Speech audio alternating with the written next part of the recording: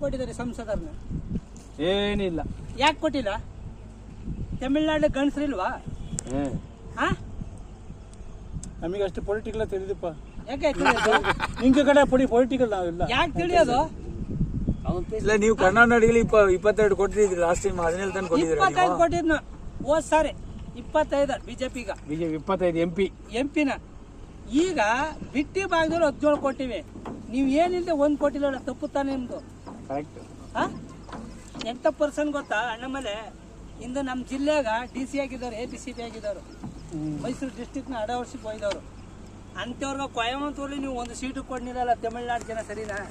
ನಾವು ಅವ್ರಿಗೋಸ್ಕರ ತಪ್ಪ ಕಷ್ಟಪಟ್ಟು ಓಟ್ ಹಾಕ್ಲ. ನಾ ಏನ್ ಮಾಡ್ಲಿಪ್ಪ? ನೀವೇನ್ ಮಾಡೋ? ಜನ ಮಾಡ್ಬೇಕು ಸ್ವಾಮಿ. ಅದಕ್ಕೆ ರಾಮ ಹಿಂದೂಗಳು ಕರ್ಕೋನಿಲ್ಲ, ಎಲ್ಲ ವಾನರ್ಸ್ ಏನೇನು ಕರ್ಕೋಗಿ ಲಂಕೆಯಲ್ಲಿ ರಾವಣನ್ ಗೆದ್ಕೊ ಬಂದು. ಅದೇ ನಮ್ಮ ಹಿಂದೂಗಳು ಕರ್ಕೋಗಿದ್ರ ಎಲ್ಲ ರಾವಣ ಐಶ್ವರ್ಯ ನೋಡಿ ಎಲ್ಲ ರಾವಣ ರಾಜ್ಯ ಸೇರ್ಕೊತಿದ್ರು ನಮ್ಮ ಹಿಂದೂಗಳು. ಅದಕ್ಕೆ ರಾಮ ಹಿಂದೂಗಳು ಕರ್ಕೋನಿಲ್ಲ, ವಾನರ ಸೇನೆಯವ್ರು ಕರ್ಕೋತು. ಅದಕ್ಕೆ ರಾಮ ಇದ್ದೇ ಗೆದ್ಕೊ ಬಂದು. ನಮ್ಮ ಹಿಂದೂಗಳು ಕರ್ಕೋಗಿದ್ರ ಅವತ್ತು ರಾಮ ಇದ್ದೇ ಗೆಲ್ಲಕ್ಕಾಯ್ತಿರ್ಲಿಲ್ಲ. ಎಲ್ಲ ರಾವಣ ರಾಜ್ಯಕ್ಕೆ ಸೇರ್ಕೊಳ್ಳೋರು, ಎಲ್ಲ ಐಶ್ವರ್ಯ ಅಂತ ನೋಡಿದ್ರಲ್ಲ, ಅಂತ ಜನ ನಮ್ಮ ಹಿಂದೂ ಜನ ಇಲ್ಲಿರೋದು. ಎಲ್ಲ ಫ್ರೀಗೆ ಅಡಾಪ್ಟ್ ಆಗ್ತಾ ಇದ್ರು. ಒಬ್ಬ ಪರ್ಸನ್ ಬೇಕಲ್ಲ, ವಿದ್ಯಾವಂತರು ಬೇಕಾಗಿಲ್ಲ. ಅವ್ರಿಗೆ ಬಿಟ್ಟಿ ಭಾಗ್ಯ ಬೇಕು, ಸುಳ್ಳಿನ ಭಾಗ್ಯ ಬೇಕು, ಸುಳ್ಳಿನ ಭರವಸೆ ಬೇಕು, ಜಾತಿ ಬೇಕು. ಜಾತಿ ಏನು ಸ್ವಾಮಿ? ಒಂದ್ಗುಟ್ಟು ಅಣ್ಣ ತಮ್ಮರೇ ನಿಂಬಲ್ಲ, ಜಾತಿಗೆ ಯಾಕೆ ಓಟ್ ಕೊಡ್ಬೇಕು? ಕರೆಕ್ಟ್ ತಾನೆ? ಒಂದು ಗುಟ್ಟಿರೋರ್ಗೆ ನನಗೆ ಮನೆ ಬರ್ರಿ, ನನಗೆ ಗದ್ದ ಬರ್ರಿ ಅಂತ ಹೊಡೆದಾಡ್ಕೊ ಓಟ್ಗೆ ಹೋಯ್ತಾರೆ.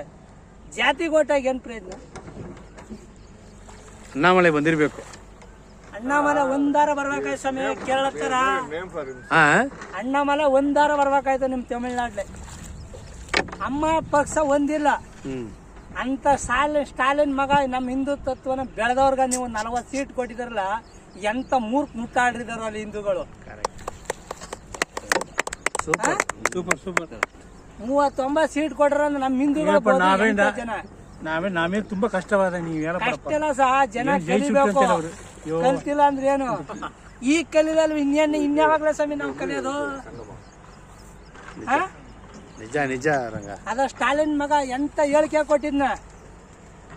ಸನಾತನ ಧರ್ಮನೇ ಇಲ್ಲ ಅಂತ ಕೊಟ್ರ. ಸನಾತನ ಧರ್ಮ ಇಲ್ದೆ ಹುಟ್ಟಿದಾನ? ಸನಾತನ ಧರ್ಮದಿಂದ ಹುಟ್ಟಿರೋದು.